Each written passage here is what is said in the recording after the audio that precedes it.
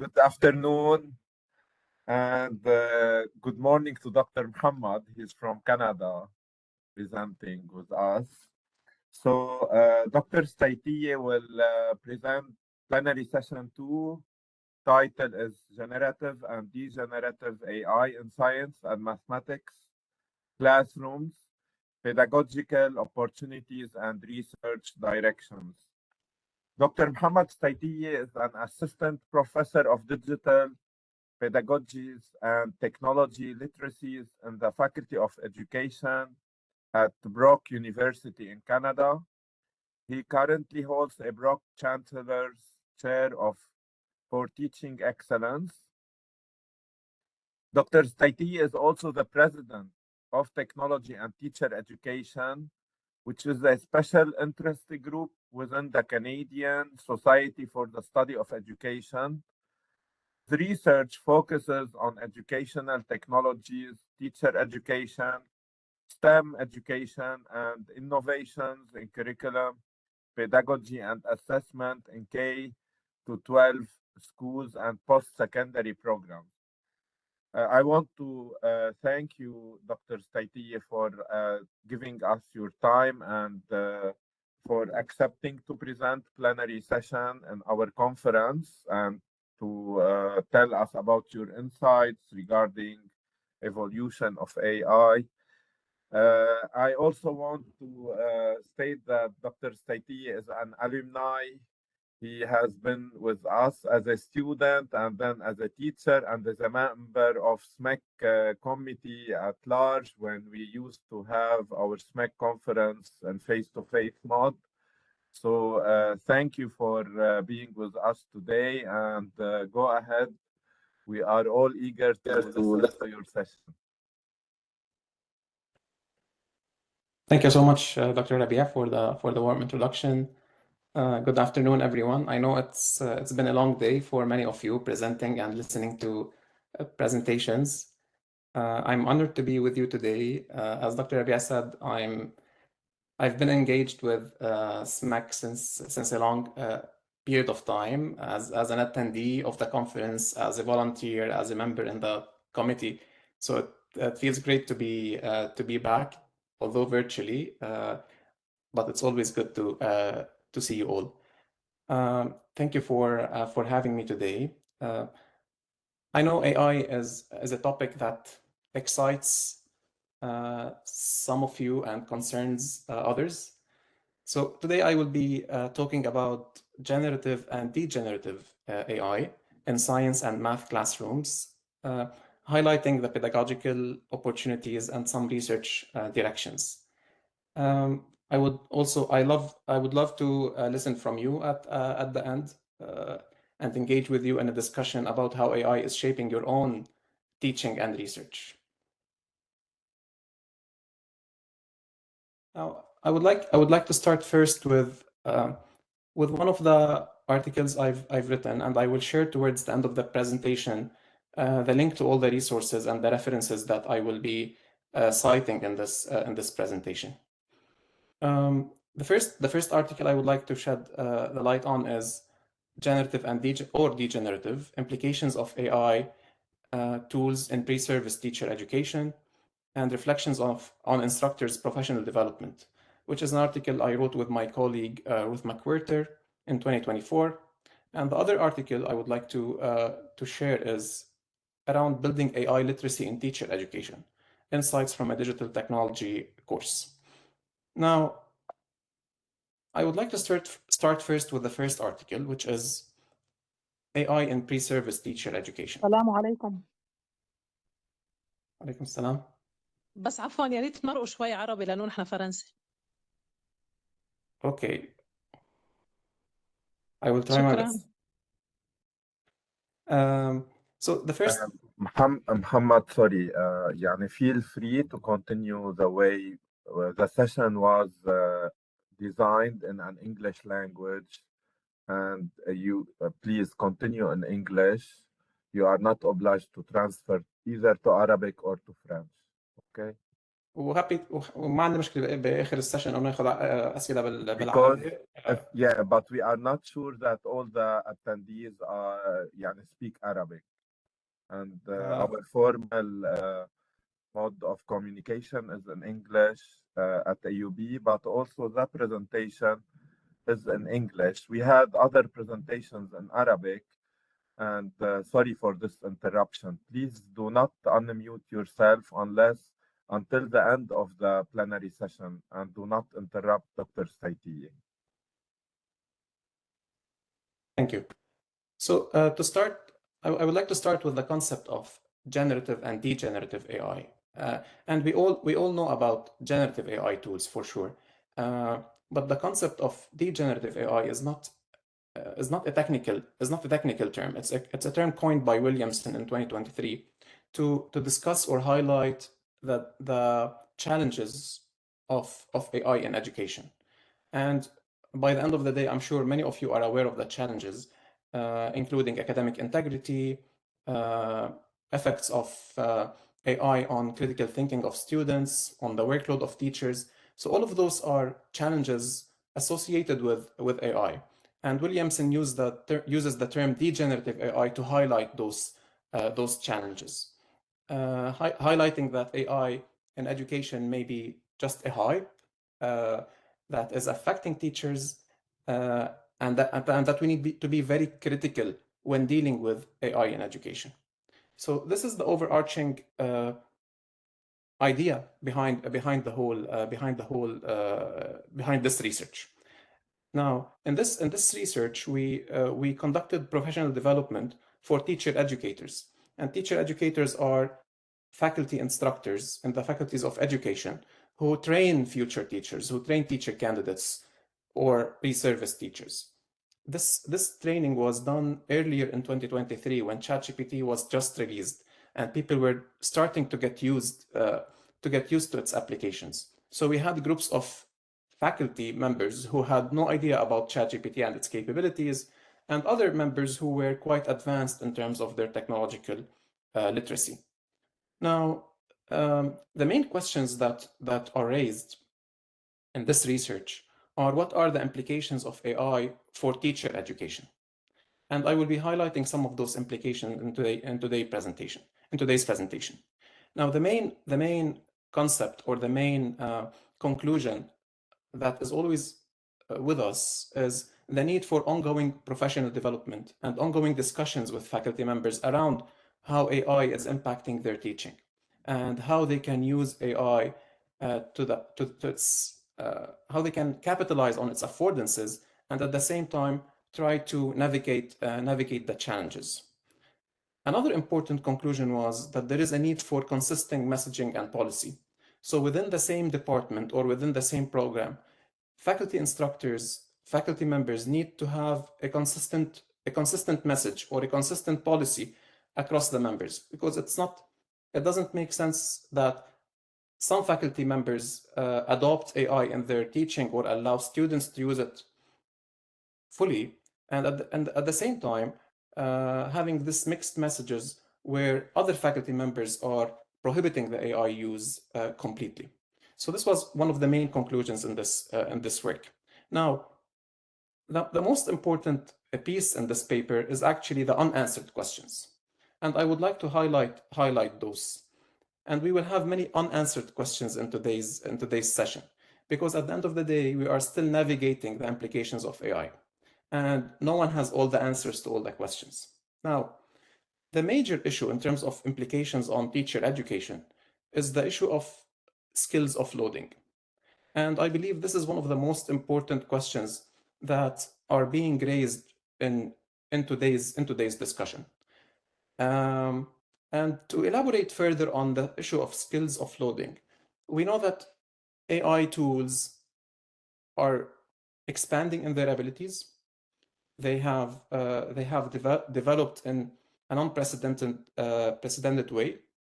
But the issue is, do we allow AI tools, or do we allow students to use AI tools for every single task?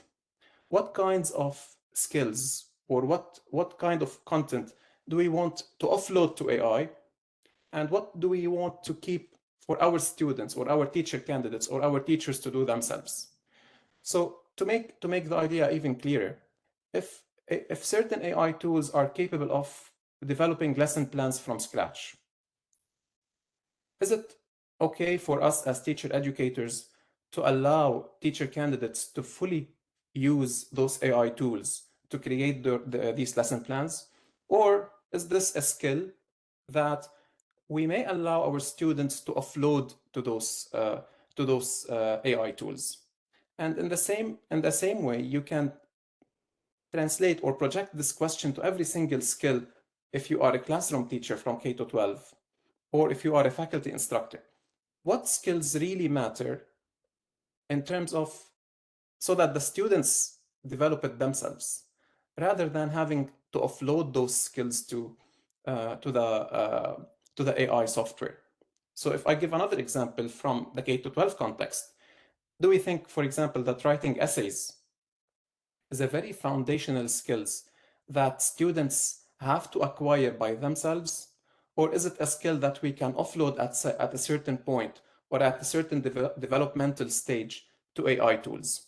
So I think this question of what skills to offload to the AI tool and what skills we need to keep for our students to develop themselves is a major question that we need to keep on discussing in our faculty meetings, in our professional development workshops. So there is no answer to this question. It really depends on the objectives of the program. It depends on the objectives of a certain course, and it depends on the developmental stage of the students being addressed. So that's the first one. The second main question is what content matters. So, which is similar to a question that was being raised earlier on when the Google search was out there. So, what content matters to keep in our curriculum, and what content doesn't matter anymore because it's easily accessible through those AI tools. The third question is around authentic assessment. So, what is authentic assessment, and what are the challenges with the assessments that we usually provide to our students? As an example, we used to ask our students to read essays, for example, in post-secondary education and faculties of education specifically, to read academic articles, to summarize, and to reflect on those articles. And this used to be a form of an authentic assessment that we used to provide to our students. However, with the advancements of the AI capabilities and their ability to even do a reflection on your behalf, are these reflective tasks authentic anymore? So this is another question that we also need to ask ourselves. And definitely the big question is the issue of academic integrity. And how can we navigate academic integrity with the advancements of AI tools? So all of those are unanswered questions, fortunately or unfortunately, I don't know. Now, the second paper I would like to highlight is AI in pre-service teacher education. And this work is done in the teacher education program with the teacher candidates themselves, or the pre-service teachers, in other words. And it was done as part of the digital technology course that I teach. So we have our future teachers, the teacher candidates, and one of our main objectives in digital technology courses is developing our students' AI literacy. So we developed a module for our teacher candidates that combines AI literacy with TPAC, which is technological, pedagogical, and content knowledge, so that we train the teacher candidates on how to use AI in the future as teachers and how to navigate its affordances and challenges. And this is the AI literacy framework that we adopted by Neg et al. 2021. And the main components of this framework is knowing and understanding what AI is, what AI tools are, and what their capabilities are. Because you cannot navigate an AI classroom if you don't know the capabilities of the software. How to use and apply those tools in your teaching as a teacher. How to evaluate and create the products, how to evaluate products generated by AI, and how to create products using AI tools. And the fourth component of the AI literacy framework is the ethical issues around AI. So these four components are crucial components in the AI literacy framework that we need to provide to our teacher candidates. Those are skills that our teacher candidates need to acquire before they start or as they teach in the classroom. And definitely this framework applies to in-service teachers as well. Now, the questions we asked in this research after we provided this training to our teacher candidates is, what are our teacher candidates' perceptions and views of AI in education or AI ed? And what are our teacher candidates' experiences in the provided training? So we used a post-module survey after they got the training to check and see their insights. Now, the first finding was all teacher candidates appreciated, I would say most teacher candidates appreciated the fact that they are being trained on AI tools, because AI is a reality that they are facing and they are going to face in the future. So it makes total sense to include training modules on AI in courses in teacher education, in the teacher education program. So they had positive reflections on the training. However, one of the interesting findings was the difference between their views on their own use of AI versus their students' use of AI. So 104 teacher candidates answered the survey, and let's look first at the blue graphs here. When teacher candidates were asked how comfortable they feel about their own use of technology, of the AI technology in their teaching, most of them said that they are either extremely comfortable or somewhat comfortable. So you see that the graph is more shifted towards the right, which is the comfort level.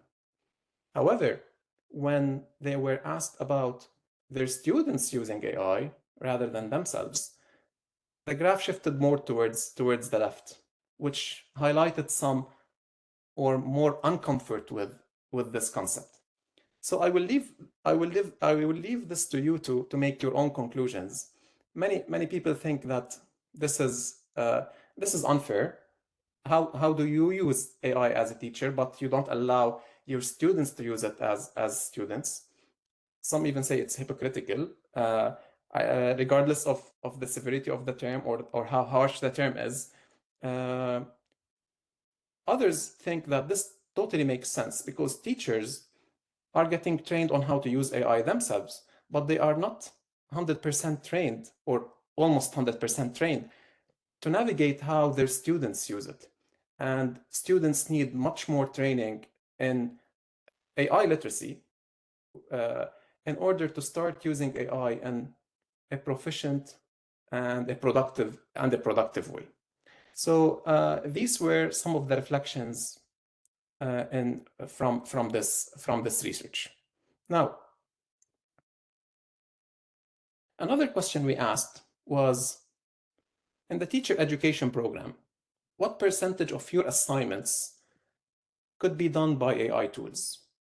And these are two different groups of teacher candidates. The PJI is what we call in Canada the PJI, it's the elementary division, and the IS is the intermediate and senior division, which is the more intermediate and secondary.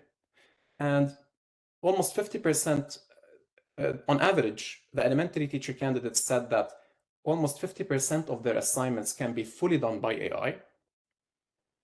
And the intermediate and senior teachers or teacher candidates said that around 63% of their assignments can be done fully by AI. So this is also an alarming sign, because we are saying here that most of our assignments can be done by AI tools. So we circle back to the concept of authentic assessments, and to what extent our assessments are authentic in our post-secondary education programs. The final outcome, and again, one of the conclusions, is the need for ongoing training on AI literacy and pedagogy as well, because teachers need training in pedagogy and not only AI technologies. But this training has to go beyond the digital technology courses. So the digital technology course is the course I personally teach in our program, but at the end of the day, it's only one course. And I believe, for example, in AUB, I remember that we had one course on educational technologies, but teacher candidates cannot grasp everything on educational technologies in one course. They need to take the background knowledge that they take in such course and discuss it in the science education methods, in the math education methods course, in the literacy education methods course, in the arts, etc., etc. So this needs to be done as a collaborative and interdisciplinary approach so that our future teachers get the training that they need to navigate this new world. Now, all of this was like, these are some insights from the research I've done in the teacher education program at our university. But now let's take a look at the classroom of the future. And based on my reading of the program schedule today, I noticed that many presentations had touched on some of those applications, and I was glad to see this. But I'm sure many of you did not attend all of the presentations, so I'm just going to go over some of the tools available, which tell us something about the classroom of the future. Now, I like to call this the era of abundance. So we are currently witnessing an era of abundance of digital tools and products in education. We have too many tools. As a digital technology professor, I cannot keep track of all the tools that are out there every single day. I have to change all my slides, all my presentations, even the content of my course every single year, because there is an abundance of tools out there. One of the tools, for example, is EduAid, and I think one of the presentations in today's conference touched on EduAid. I'm going to start with the tools available for teachers to use.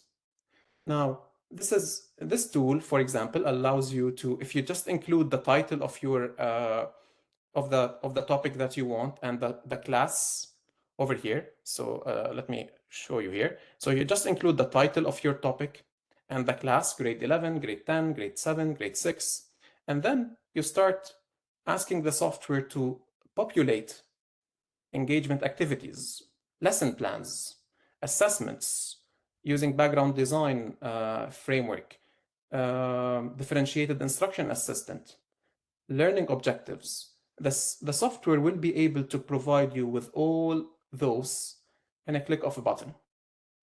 Now, this is all under the planning tab. If you go, for example, to cooperative learning, the application will provide you with 8 to 10 ways to do cooperative learning for this lesson that you mentioned. So if you put DNA under the topic, it will provide you with 8 to 10 activities as cooperative learning activities to do for your students.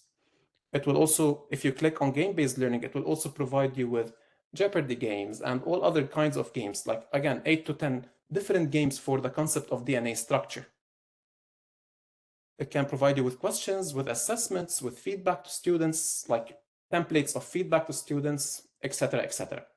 So this is a dream for people like me and probably many of you here who used to write their lesson plans from scratch. We didn't have these tools to help us write our lesson plans. We used to write them word by word. This software simply does it for you. A similar website is Magic School, which can also provide you with rubrics. You can provide a link to a YouTube video and it will provide you with questions on the YouTube video. It can provide you with multiple choice questions around a YouTube video as well. Translator, summarizer, professional emails, multiple choice questions and assessments, lesson plans, just like the tool before, worksheet generator. So all of those are great tools that can provide you with all of those products only by writing the title of the lesson, the grade level that you want it to be directed to, and it will provide you with all of those, including unit plans and lesson plans and everything. Well, these applications are at the level of the teacher. Let's now move to the level of the student to see the different applications of AI. Now, I will focus in today's presentation on adaptive assessments and intelligent tutors specifically, because I would like to focus on the idea of individualized and differentiated learning or differentiated instruction, which is one of the most applications of AI in education. And because it's my personal research program. So the first tool here that some of you are aware of is Khan Amigo, which is a baby company of Khan Academy, which you may be aware of. And Khan Amigo is the student version of Khan Academy for K-12. It allows the students to, it provides review for if they are coding, it will provide a review for their code. It will help them write. So it's a writing coach. It helps them do their homework. It's a homework helper, and it's an always available tutor. So if the student gives it a math question, Khan Amigo will try to go with the student to explain how to reach the answer rather than giving them the answer. And you can notice how they are focusing on the idea of always available. So this tutor is always available for the student rather than a human tutor who only comes for 1 hour and then leaves. Now, another tool is simply the tools by Microsoft. Microsoft has a writing coach, a reading coach, and a rehearsal coach embedded in Microsoft PowerPoint. So you can share your slides and you can rehearse and you can try it yourself. If you go to start a presentation, you can rehearse your presentation and Microsoft PowerPoint will generate automatically a report for how your pace was, how your pitch was, how your originality. If you used repetitive language or fillers, it gives you some comments about your inclusive language as well, all available within the Microsoft Teams or Office package. So these can be used for literacy and communication. Now, the third application that I would like to highlight today is intelligent tutors. And I'm going to give only one example of intelligent tutors, which is Synthesis, which is a math tutor. And it's advertised as a superhuman math tutor. And let me share my other screen now, because I would like to show you a little bit of how these intelligent tutors work.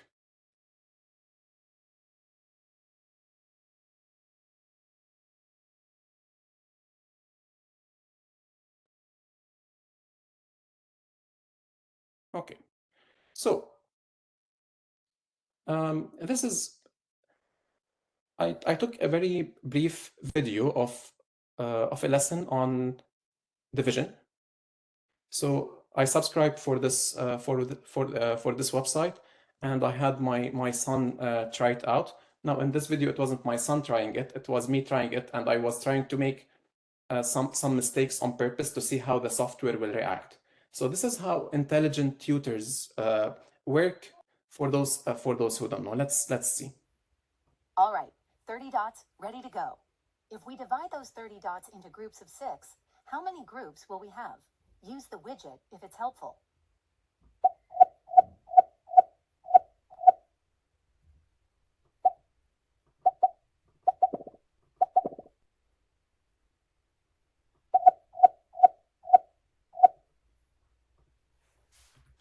Okay, so you say that 30 dots divided into groups of 6 will give us 6 groups. Let's group the dots and see if you're right. Group these 30 dots into equal groups with 6 dots each.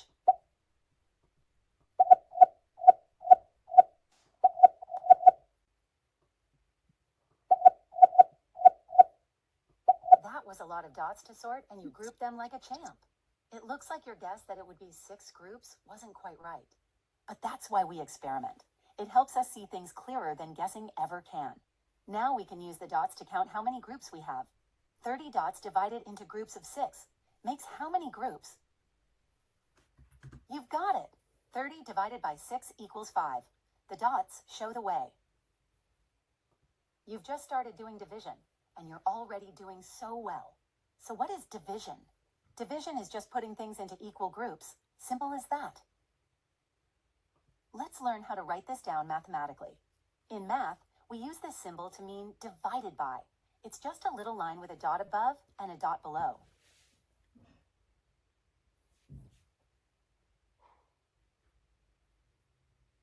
Let's describe the dot groups we have now using this symbol. We have 30 dots. They are divided into groups of 6, and there are 5 groups. We can write this as 30 divided by 6 equals 5.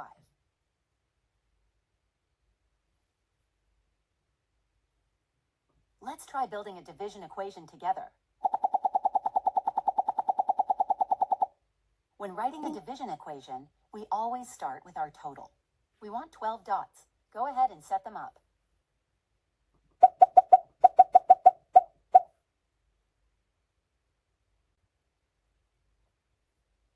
Nice work. Next, we decide how many dots we're putting into each group. This time, we'll make groups of 4. Go ahead and sort these 12 dots into groups of 4.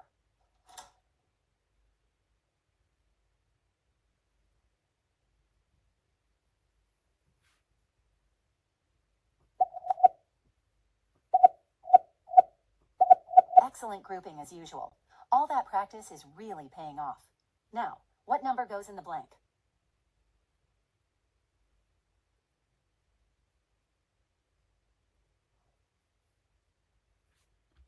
Right. We divided our 12 dots into equal groups of 4, which gives us 3 groups. So our equation is 12 divided by 4 equals 3.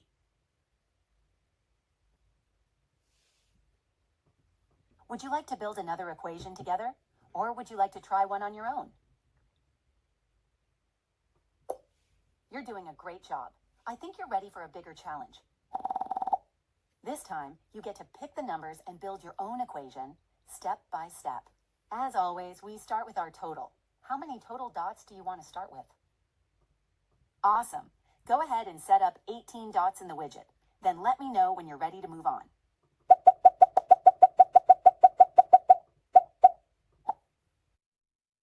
So I think you get the point now. I can show you further, but we don't have enough time, unfortunately. But this is the point behind those intelligent tutors. You noticed how it was able to kind of cater to the level, provide instant feedback to any mistakes that were being done, and trying to instill some conceptual understanding, which is a major issue in science and math education. Now we can discuss this to what extent it's doing well, to what are the challenges there, but these products are just starting. So we need to imagine how these intelligent and personal tutors will look like 5 years from now and 10 years from now. So you can see in this picture the different modules that they have. So they have a module on addition, subtraction, division, fractions, and many other, all for elementary students. So quite powerful, although we can definitely discuss a lot of challenges and negative points there.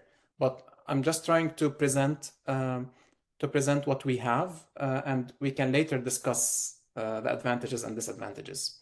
Now, when you as a parent now, I can receive a report from the software on what my son did every week.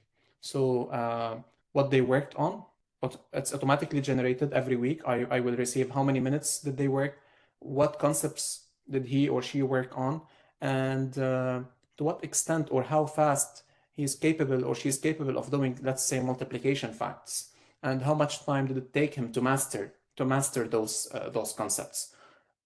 Again, remember, all of those are being generated automatically without the need for a teacher to send the report. Now, another example, I know because this is science and math, and I don't want to give it only for the math, an example from the math division. So this is another example of chemistry intelligent tutors. So over here, it starts with the training. It starts with the explanation. So this is around the concept of molar mass and how to calculate the molar mass of a certain compound.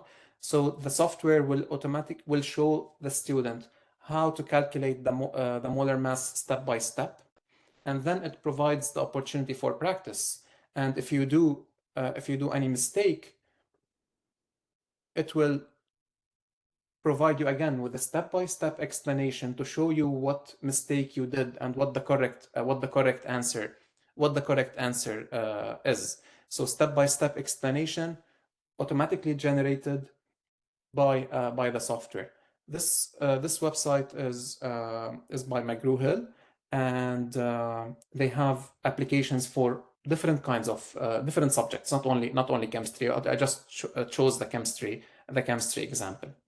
So you can see all of those applications. So just to wrap it up, we saw applications to be used by the teacher, and we saw applications that can be used by the student, and I only focused on intelligent tutors and adaptive assessments only as applications for those for the students' use. As you saw in the applications, the software can adapt the assessment according to the student academic level. So for the chemistry example, I did a brief exam at the beginning. The software was able to detect my level, and according to my level, it started generating questions accordingly. So and this is what we mean by adaptive assessments. And intelligent tutors are just the similar concept, but for the teaching purpose. So it teaches the concepts like we saw with the math intelligent tutor. So to move gears now to a bit to the research. So we saw the pedagogical opportunities there, and some of you may have reflected already on the challenges that are present or inherent in those applications. As you saw there, but in a word, again, it's the abundance. It's the abundance of those tools and products in education. Now, some teachers will see it as revolutionary, that will transform teaching.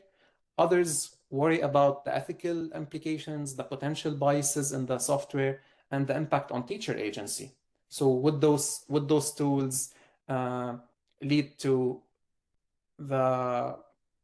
a minimal role of the teacher, for example, in the classroom? The truth is we are still defining what AI means for education. So this division among educators is totally understandable. Now, the important question is, are educational institutions, whether K-12 schools and post-secondary institutions, keeping pace with the rapid advancements of those technologies? So we are at a very critical point in the future of education, and there are many pressing questions that we need to answer. There are many unresolved challenges, as Mustafa et al. Say, and the team cited in this paper, they did a literature review. They did an analysis of 143 literature reviews on AI in education, and they also pose many unresolved challenges and questions that we still need to answer, such as the readiness of the teachers. Are teachers ready for this era in their classroom? How do these applications affect students' learning on the long term? What about the lack of humanity and meaningful personalization in the tools that I just showed? Is it human? It tried to have this human touch. Did it succeed or no? We can have a debate around this. The lack of appropriate AI training, especially in AI literacy. The changes that we need to do for our teaching methods and for our curriculum as well, because some of the content is now much more available compared to previous times.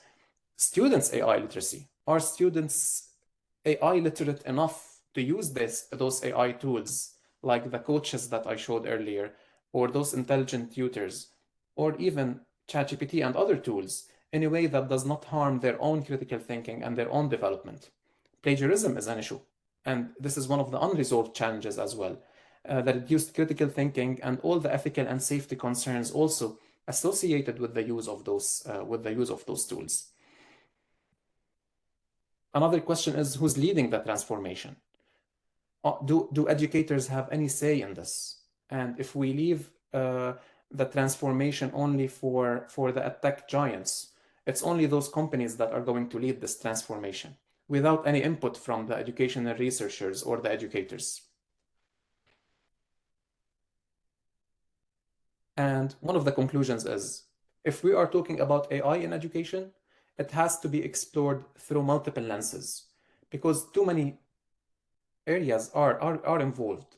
So including emerging technologies. So it's not enough to include emerging technologies, but technology has to be there. The pedagogy is an important piece. It's about how teachers use those tools in their classroom. This is an important piece in the issue of AI in education, because even if teachers know the software, they still need to know how to use those applications in the classroom. Teacher preparation, equity lens, because do all students have equitable access to those tutors that I just showed? For example, the math tutor that I showed, it costs around $50 per month for every student to use.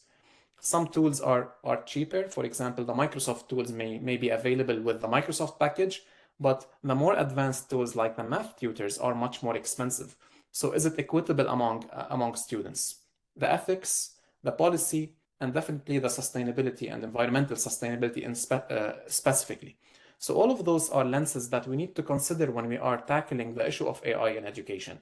And that's why when we address AI in education, we have to look at it through a multidisciplinary lens or an interdisciplinary lens, because people from all those fields need to discuss those implications. And that's the interdisciplinary approach. Now, I'm going also to continue with the idea of future research to highlight some articles here and there. So for instance, in the first article, UK universities warned to stress test their assessments, because upon a survey of 1,000 students in UK universities, 92% of their students use AI tools. So the interesting thing about the survey is not the fact that 92% of the students use it, because we know that almost all the students are using AI. But the interesting thing is the focus on the pedagogy here. We need to revisit our assessment tools. We need to revisit our curriculum. We need to revisit our pedagogical approaches to navigate this AI world, because the AI tools are gonna stay there. So it's all about our reaction. In another article I would like to highlight, I'm showing this research article in Computers and Education, but with some concerns, because this article, the highlights of this article say ChatGPT enhances academic performance. ChatGPT boosts motivational and affective states. ChatGPT improves higher order thinking. It reduces mental effort and does not influence self-efficacy. All those big conclusions are done within almost 1 year of the release of the software. And I'm really skeptical about those conclusions, because I think we need much more time to be able to figure out the impact of ChatGPT and other AI tools on students' academic outcomes and learning outcomes, rather than only a 1 year or a short intervention. So we need to take those studies with a grain of salt. We need to be skeptical. We need to be critical about those tools. I'm not calling for not using those tools. I'm just saying we need to be aware of the challenges. We need to be aware of the limitations, and we need to be critical in how we analyze the impact of those tools. And the most important piece here is that we need to focus on the long-term impact. When we talk about impact on academic outcomes or learning outcomes, it's more than a study for a short period of time. We need to study how it impacts our students for a prolonged period of time. And that's why longitudinal studies are needed for this purpose. Over here, it's a different theme, but it also grounds future research, because we need to figure out the role of the teacher. So here, Elon Musk, for example, regardless of what you personally think about him, he's agreeing with the fact that what will happen in broader academia when the consensus is that AI-assisted education, like the intelligent tutors and the adaptive assessments that I showed, deliver better outcomes than 3.8 million teachers. And he's saying this is already possible. So there is also a push to replace some teachers in the classroom as well, and we need to be aware. We need to be aware of that, and we need to be critical of that, and we need to discuss this issue. Now, I would like to wrap it up with some future directions about the AI-driven classroom and what future research for the researchers in the room here, and what future research, especially in the idea of adaptive assessments and intelligent tutors in science and math, can focus on. So one of the ideas is investigating how AI-powered tools like the intelligent tutors and adaptive assessment platforms can advance inclusive and personalized learning to support diverse learners. So to what extent these are really inclusive and personalized. Exploring the sustained impact, and the word sustained here is the keyword, sustained impact of those tools on students' learning outcomes. Exploring the extent to which these tools go beyond enhancing basic educational processes to advancing authentic learning and cognition. And that's why we need the collaboration of cognitive scientists as well to see, and those who have expertise in the human development and the brain and how students learn and how they develop, to tell us how those, or to explore with us how those tools are really affecting our students. Further directions in terms of research and practice. How will an AI-powered classroom look like? So if we have those tools incorporated in our classroom, how does the classroom look like? What curriculum ideologies and philosophies inform this classroom? And what is the new role of teachers in these settings, in reflection on the previous slide I showed? And in more detail about the new role of teachers in these settings. For example, there is a huge emphasis on, as you noticed, on individualized instruction and personalized instruction. However, how can educators find a balance between personalizing and individualizing instruction and collaborative education? Because we know that collaboration is one of the 21st century skills, and our students need to develop those skills, such as collaboration, because most of our today's problems are complex problems that require collaboration, that require an interdisciplinary mindset. So if we are really focusing a lot and our only focus is going to be on personalizing education, what's the balance, or where can we find the balance between personalizing education and collaborative education? The second is, I think it's also a very powerful question. Will the use of AI tools shift the teacher's focus from content delivery to promoting higher order thinking skills and 21st century skills, such as interdisciplinary learning and complex problem solving and communication and all of those skills? So if I circle back to the tools that are now at the hand of, or at the disposal of teachers, theoretically speaking, they are saving some time to prepare for their materials, and they are also saving some time in the classroom because many of the content is now readily available for the students. So the question is, are we making use of this time in order to develop other important skills in science and math classrooms, like conceptual understanding and all other important skills like higher order thinking skills and other 21st century skills?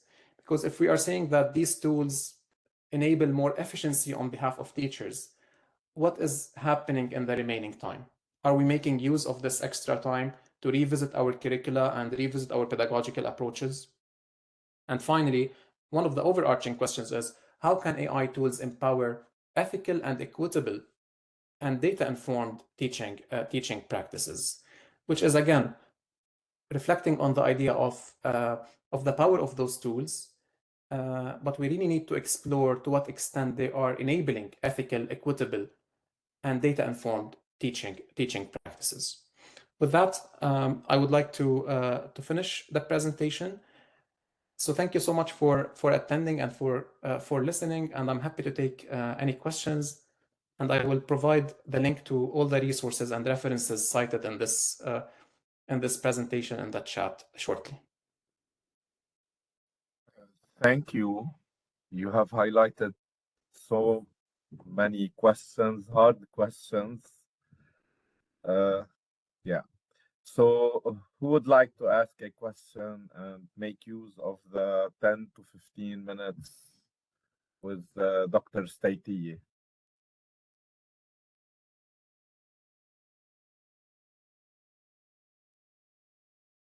Read.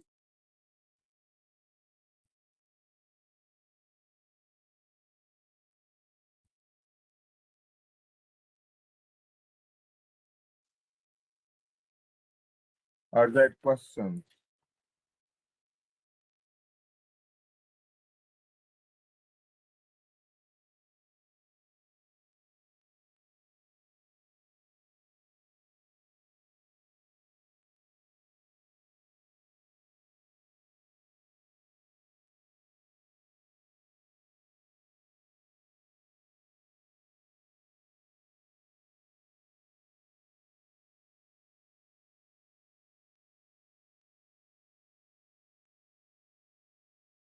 I think it's the end of the day, and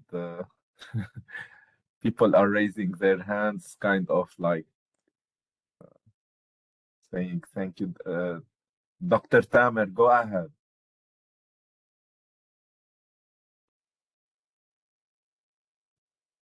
Dr. Amin? Yes, hi. Thank you very much, Muhammad, for this very interesting presentation. One thing I was interested, one of the many things that you said that I was interested in was your skepticism about some of the conclusions that were drawn by in the meta-analyses that you mentioned towards the end. So, I mean, at some point you mentioned also that there was a review of multiple reviews, and the fact that ChatGPT and these other resources are really only for those. I'm amazed at how much the volume of research. So I'm wondering what is the, so my two questions really is, one is, why are you skeptical?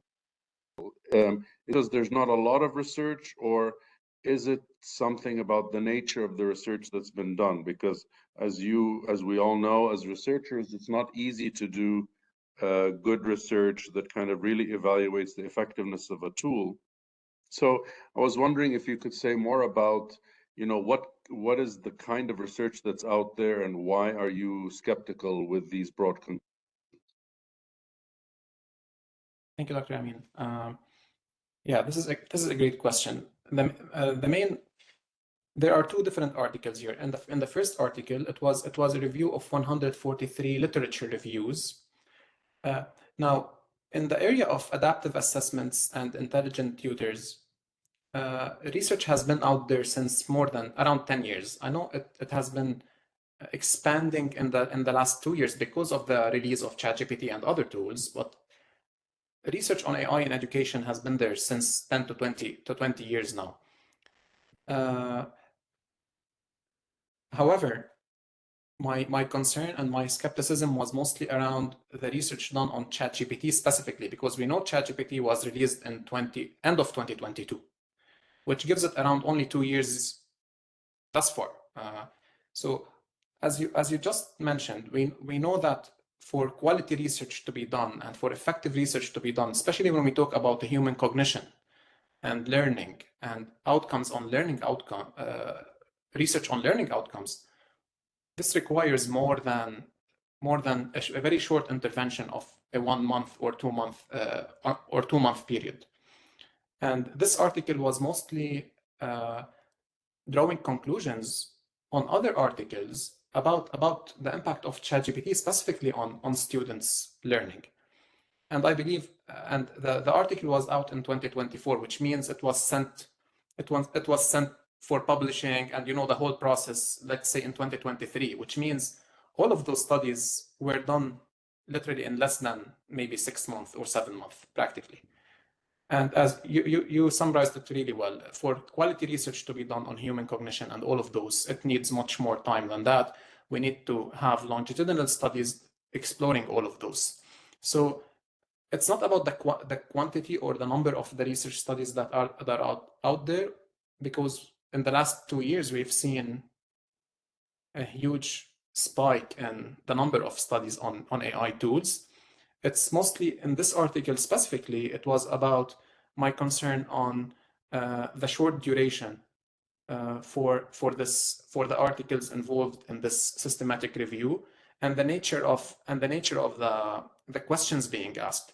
Because if the questions were asked around, let's say, teachers' views or concerns around these tools, then this is definitely fine, because views change. You can have views right away just after the release of the tool, and later on change your views throughout those two years, and that's totally fine.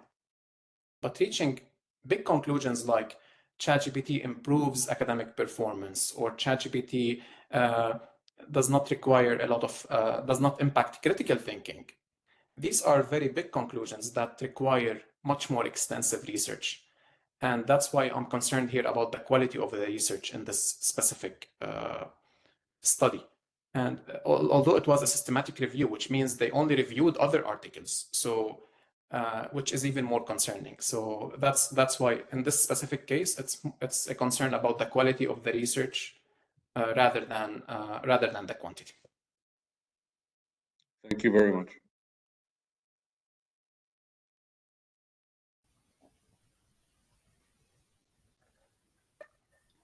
Other questions? May I, Dr. Rabia? This is Yes, Iman. Go ahead, Iman. Hello, Dr. Stati and everyone. Thank you for a very interesting session. To connect with the discussion with Dr. Amin about research and viability of research in a so short time on tools that really are very dynamic and relatively new. From your review of those research works and your review of the meta-analyses that you came across, what do you think are viable, possible fields of research about the AI tools in teaching and learning? What are the research doors that you see viable and worth to be investigated in coming research? Thank you so much, Dr. Usta, for this question. I will share in the chat one of the articles that I used in my presentation. And the article is exactly is the answer to exactly what you're asking me now, which is a roadmap for future research agenda. And I found this a very powerful article, and I cited this in my presentation. So they conducted a review of 143 literature reviews on AI in education, and they discuss what are the upcoming questions that need to be answered, or what are the unresolved questions. And one of the ideas was the humanity, the humanity, or the level of humanity of these tools. To what extent they are really providing quality, personalized education. And this is a personal interest for me, because as someone who's exploring differentiated instruction, and differentiated instruction is one of my research agendas, I would like to see to what extent are those tools enabling differentiated instruction in the classroom, and to what extent they are really successful in differentiating instruction in the classroom. The flip and the other side of this research is, what's the role of the teacher now? So if we explore the impact on students and to what extent it's facilitating differentiated instruction for students, we also need to explore the teacher end, because one of the most reported challenges in differentiated instruction is that teachers do not have enough time to differentiate instruction in their classroom, and teachers do not have enough resources to differentiate instruction. So they cannot cater for all different kinds of learners, or all different academic achievement levels in the same classroom, or different backgrounds. So I would love to explore further to what extent those tools can enable differentiated instruction and can support the teacher in developing differentiated instruction tools and strategies in the classroom. So these are some areas for the future. Definitely the idea of academic integrity is is a huge piece, and how our assessments will develop and will kind of, let's say, evolve given what AI is capable of. And the final question that I will end with, and this is, I believe, is one of the most pressing questions now, is the concept of offloading of the skills. So math educators will need to, for example, meet and discuss what skills do we need or we can offload to the software, and what skills can we our students must acquire by themselves. And the same goes for literacy educators and science educators as well, because AI, as you can see, the AI tools are getting more and more capable every day, and they are almost able of doing anything that we ask them to do now, or we ask our students in the classroom to do. Given the abilities of the software, what are the things that we want to keep for our students to develop, because they have to develop it as a foundational skill that they cannot survive without? And what are skills that it is fine to offload to the AI applications?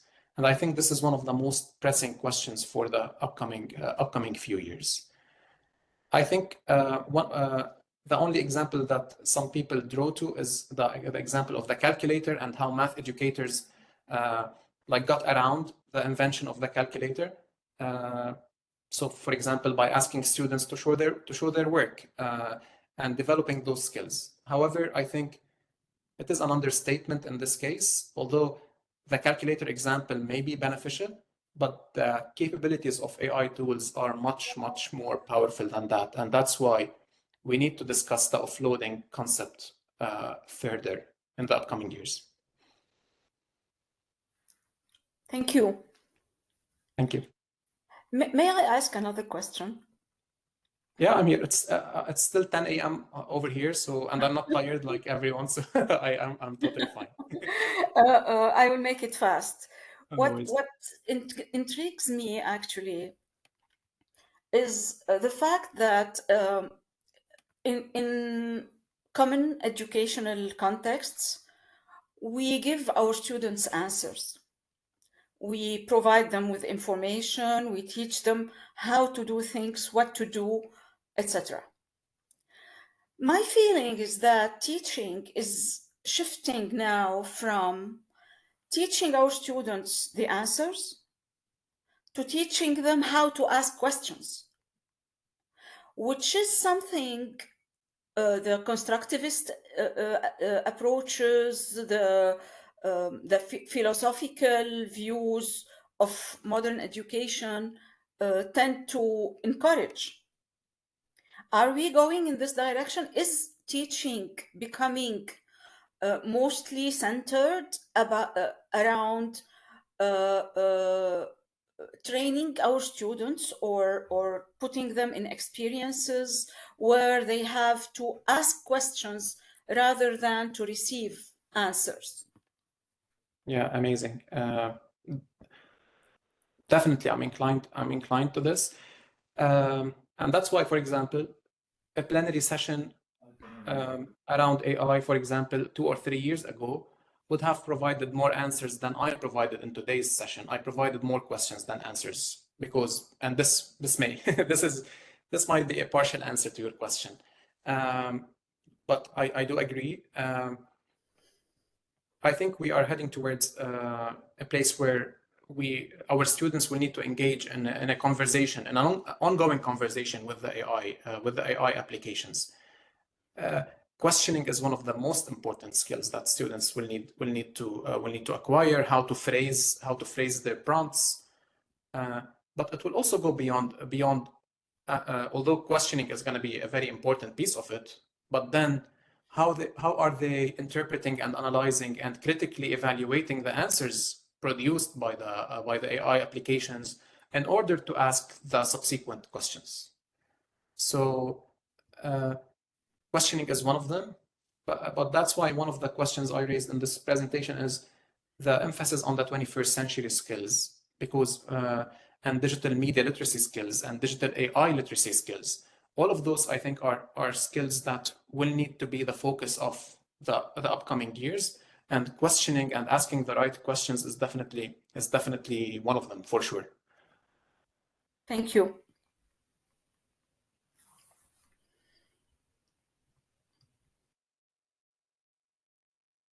Go ahead, Dr. Tamer. Go ahead. So clearly the discussion is heating up, and it's sort of one comment generates another. I mean, I just want to share a thought because this is all very stimulating, and I'm wondering whether, because in the in science education, let's say if we think about science education reforms in the last few decades, the way in which people describe science and how science should be thought and what the goals of science education should be, of course, was influenced by the philosophy of science, by what philosophers who analyzed what scientists do, how scientists think, how scientists make decisions, how they select theories, etc. And so in science education, we were inspired by that.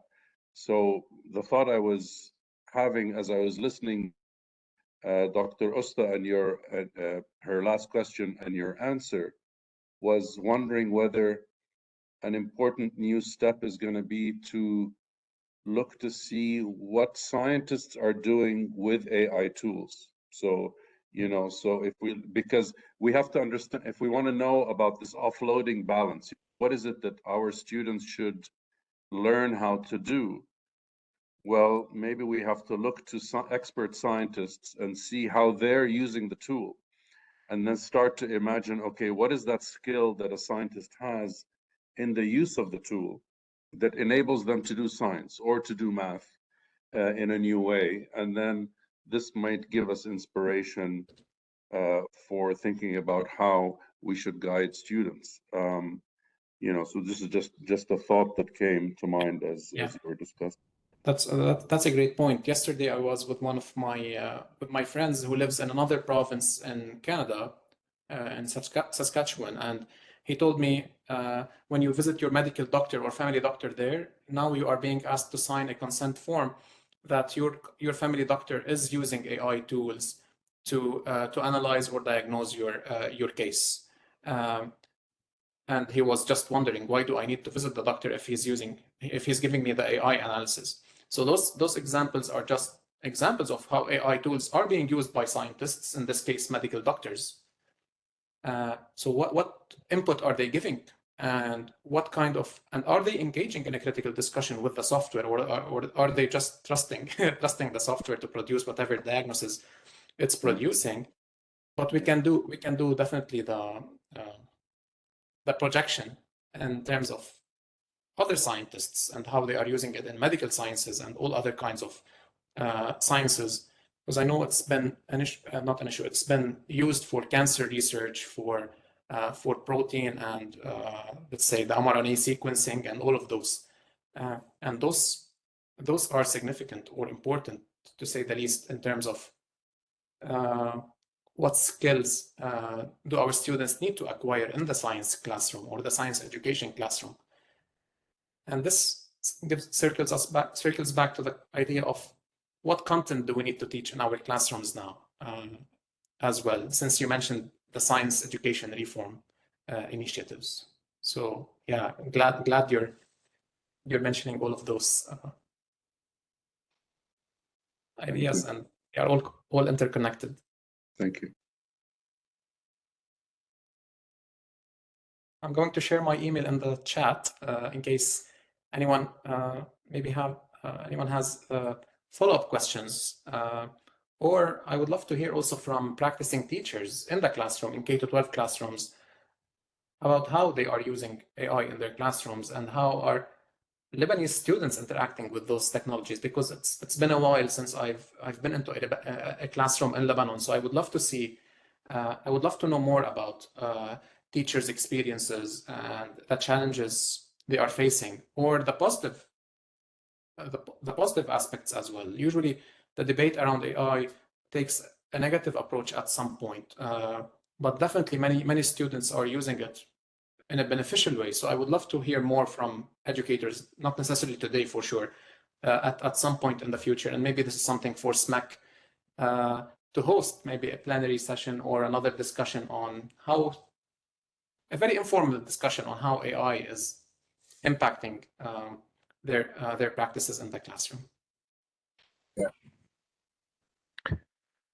Thank you, Dr. Staitiye, for your plenary session and for these very deep questions that you have raised. And thank you for sharing different resources. It was very enriching for me, and I believe for all the participants. And we have recorded the majority of the sessions because there are people who were unable to join. For example, one of my MA students who teaches in the Gulf, she was asking if she's able to access sessions because she had to do some work and she was not able to fully be attending these sessions. So I think many people will be going over the recordings. Thank you. Thank you for your effort and time. And hopefully in the very near future, we can have other events and we have you with us. Thank you a lot. Thank you so much for hosting me, and I wish everyone a great weekend, and feel free to reach out if you have any follow-up discussions. Thank you. Bye-bye.